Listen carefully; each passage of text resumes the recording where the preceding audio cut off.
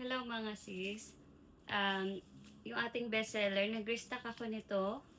I have 5 pieces ng charcoal black and I have last piece ng plain black mga sis.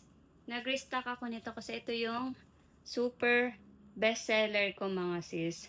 Kasi napaka-safe ng inyong mga gamit.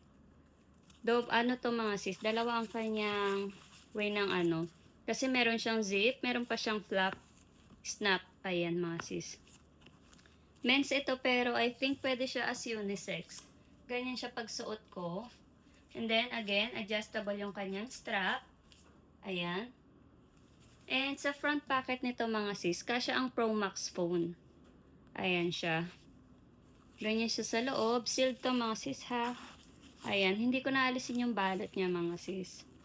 Ayan, napaka good deal nito. Ang dami naghahanap sa akin nito kasi kaya nag-restock ako.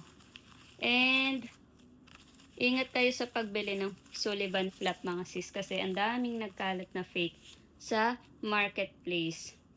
Ayan. Meron akong 5 pieces ng charcoal black and this one is yung aking bestseller. Ayan. And then, ang plain black.